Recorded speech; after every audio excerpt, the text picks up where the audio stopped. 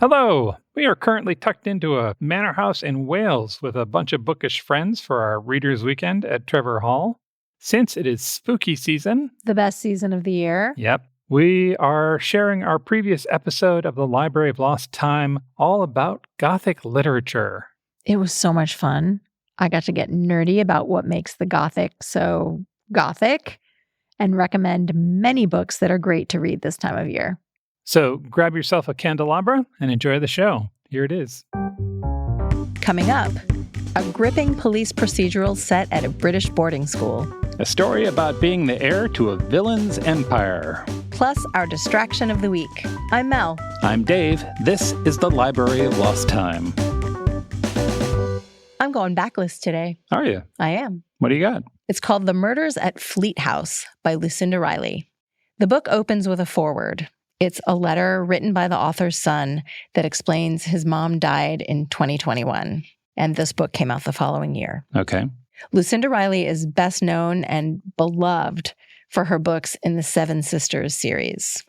This is the only crime novel she ever wrote, and I'm sad that we won't be getting more from her because it's a corker. Oh. The action takes place in Norfolk. That's a county in the southeast of England, about a 3-hour drive from London. Okay. It's got picturesque seaside towns, windswept beaches, chocolate box villages, and if this book is to be believed, plenty of buried secrets. If there's anything we've learned from media, it's that there's nothing in the British countryside but buried secrets. The story kicks off when a student at a private boarding school dies. His name is Charlie, and he lived his short life as a cocky, pompous, unlikable bully. No one seems really sorry that he's gone. Okay. The school hopes desperately that his death was an accident, but after the autopsy, it's clear he was murdered, and in a very clever way, which I will not spoil here. Was this murder like one of those in Midsummer Murders where he gets trapped under a falling statue or something like that? Giant wheel of cheese? Yeah. No. I said clever. The detective on the case is Detective Inspector Jasmine Hunter. People call her Jazz. She's lured out of a self-induced retirement/exile to investigate. She's had some personal drama and decided to just drop out of her life, but they pull her back in. She's very capable and intuitive, and I liked her right away. She's a great character. As she questions the school staff and students, she's met with the stonewalling, which you'd probably expect, revelation of some secrets, and a few people who are suspiciously cooperative. Then another student goes missing, and there's another death. And while Jazz is dealing with all of that, there's a blizzard and another disappearance, plus a family crisis. Wow. There's a lot going on. Yeah. And it's all handled very deftly. This is a really compelling police procedural that absolutely skewers the elitist school administration and the privilege of its wealthy parents. The only likable characters are Jazz and her sidekick, and really that's how it should be.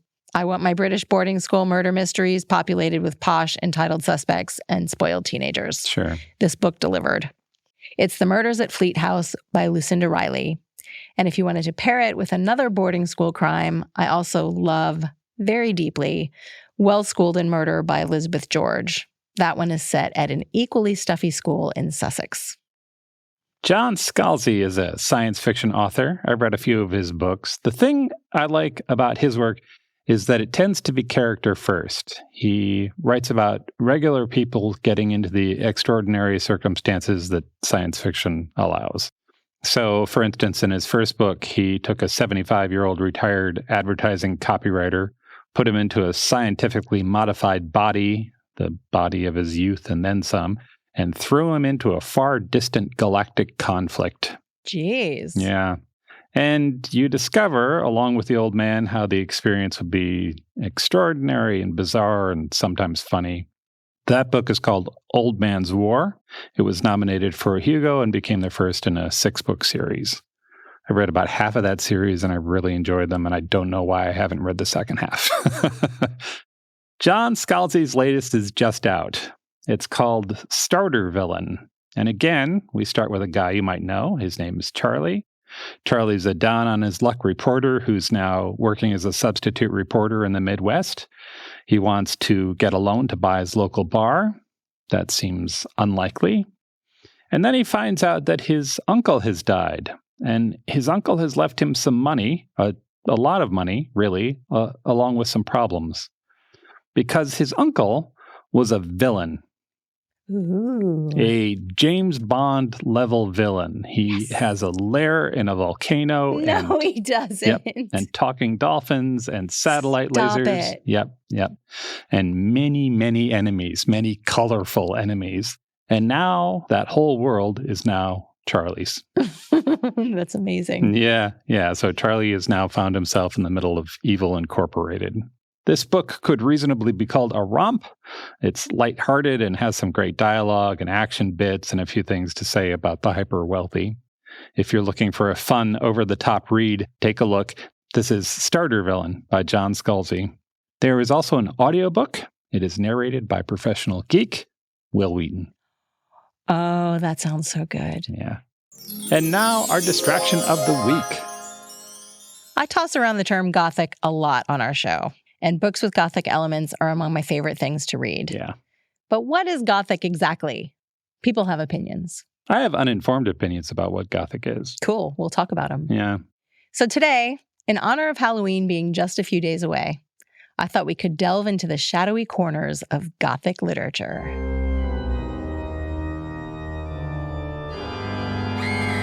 The first thing to know is that Gothic isn't a genre.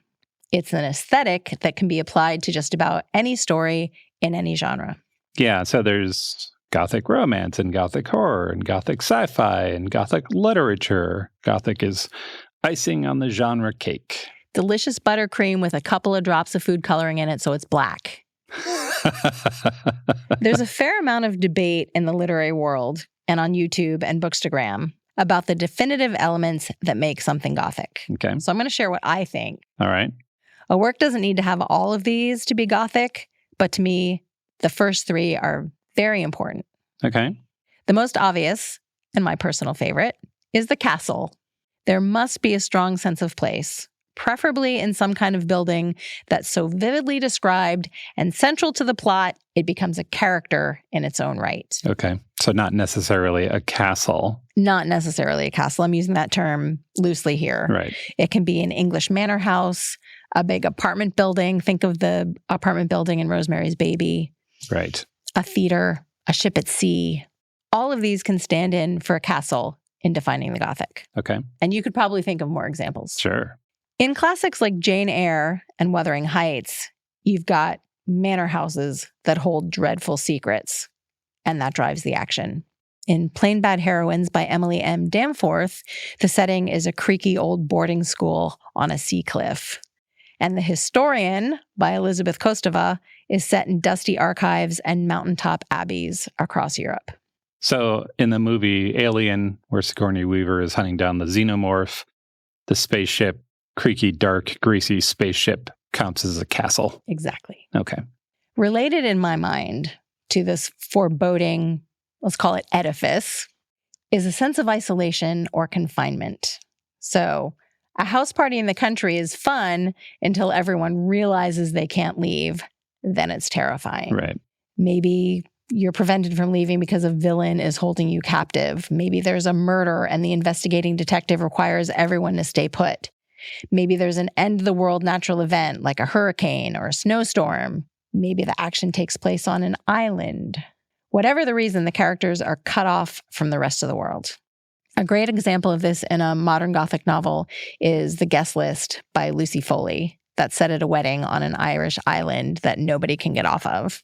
There's also Bellwether Rhapsody by Kate Rakulia, that's set in a hotel that's isolated by a blizzard and may or may not be haunted by a ghost bride. Or you could be trapped in the spaceship with the alien far from the nearest station. I feel like you have a real attachment to this alien. I'm just going with it now. Yeah. So Gothic stories are not, by definition, horror stories, but there should be an element of the mysterious or supernatural. Omens, curses, prescient dreams, hauntings, all of these things should be part of the plot. But the hauntings can be caused by actual supernatural ghosts or by things from the past. Doesn't necessarily have to be preternatural. Right. Could be feelings that are haunting you. Are we ever truly haunted by anything other than our own minds? Right. Yeah. Unexplained goings-on can eventually be revealed to have completely mundane causes. The wind is rattling the shutter. But the bumps in the night need to be mysterious and unsettling at the start. In the beginning, we don't know what's going on. Okay. And it's creepy. All right. So using those markers, Scooby-Doo is Gothic. 100%. The team is in a big empty setting. They can't get away. There's a limited cast, and something they don't understand is happening. Yes. It's just not very sophisticated Gothic. It is sort of the lowest common denominator Gothic. I feel like you're maybe criticizing Scooby-Doo, and I'm having to take a couple deep breaths over here. I feel like the creators of Scooby-Doo were like, here are the boxes we need to check. We need to get through all of this in 20 minutes, and we need to make it palatable for children. But it was Gothic. Okay. All right. It occurs to me that by this definition, Hamlet and Macbeth are also Gothic. Yeah. I mean, Hamlet definitely, right? He's trapped in that castle, or seems to be, one way or another. The characters of Macbeth are driven by omens and prescient visions and witches and weather. Yeah. And it gets increasingly claustrophobic toward the end. Yeah. Yeah. I'm adding them to my Gothic list. Okay. Another element that covers the proceedings is a sense of the sublime. And for me, Hamlet falls in here very strongly. Sure, yeah. The sublime is beauty and emotions that are so intense, they cross over into the realm of the terrible. They are all-consuming. I often think of that as melodrama, which has a slightly different connotation. But whichever way you go with it, what's important is the feelings are big, and they make the characters do things that range from not in their best interest to completely irrational. See, this is where I'm thinking the Scooby-Doo falls apart. Scooby-Doo does not have the sublime, you are correct. Unless you're considering Shaggy and Scooby-Doo stopping to make a sandwich in the middle of the monster hunt as sublime, which is a stretch, I think. Let's give a good example of the sublime. There's Kathy's declarations about Heathcliff in Wuthering Heights, where she says, whatever our souls are made of, his and mine are the same. And then she declares, I am Heathcliff. This is over the top stuff. Yeah. Dorian Gray, pretty much everything Dorian says and does in the picture of Dorian Gray. Yeah. And then finally, the last element for me is the role of nature. The original Gothic novels of the 1800s grew out of the Romantic movement. Romanticism was a celebration of the common man with a predilection for isolation and melancholy. Think emo boys. Yep. And nature. Nature was a huge part of this. A Gothic atmosphere can be quickly established with things like dense fog, driving rain, howling wind, gray skies. Yeah. Again, opening of Scooby-Doo. You've got the castle, you've got the lightning storm, you've got the bats flying past. Exactly. Yeah. Those natural elements do two things. They drive the action, and they symbolize the internal storminess of the characters. So, for example, in Jane Eyre, there's that scene where lightning splits an old tree right after Rochester and Jane have kissed. Yeah. That represents Jane's impending separation from her beloved Rochester. Yeah. But the weather doesn't have to be gloomy to be intimidating. I've read a few books that I think of as sunny Gothic, like Black Amber by Phyllis A. Whitney. That one is set in Istanbul. And This Rough Magic by Mary Stewart, set in Greece. Both of those are drenched with sunshine and super Gothic. Yeah. It's really fun. You can feel the heat bearing down on you. Fantastic kind of flipping of the usual Gothic elements. Yeah. So now you know when I say this book is Gothic, what I'm talking about. There's some kind of meaningful building. Right. There's a sense of isolation. I think those two things are tied together, right? There's a sense of seclusion more than anything. Like a forest could stand in for the castle 100%. If it was properly set up. Yes. There's some kind of mysterious circumstances that may or may not be supernatural. There are intense emotions, and there's nature that forces action and represents the internal world of the characters. I would be remiss if I didn't mention that I was inspired to talk about this today by a YouTube channel I just discovered. It's called Tristan and the Classics. It's hosted by a really sweet British gentleman who loves the classics and wants you to love them too. He's made dozens of videos. Here are a few examples. How to be well read, a list of the best Regency period books that are not Jane Austen, how to build your own classic library, and he has a video relevant to what we discussed today. He calls it a Teach Yourself course, where he recommends 7 classic Gothic novels that guide you through the best of Gothic literature from the 1700s to the 20th century. So if you read them in the order he prescribes, you kind of get an overview of all these elements and how they change through time. Oh, that's cool. Visit strongsenseofplace.com/library for the show notes, because I'm including the link to Tristan and the Classics and an epic list of all of the Gothic novels I've recommended on Strong Sense of Place. There are 43. Get excited. Plus, there'll be more info about the other books Dave and I recommended today. Thanks for joining us in the Library of Lost Time. Remember to visit your local library and your independent bookstore to lose some time yourself.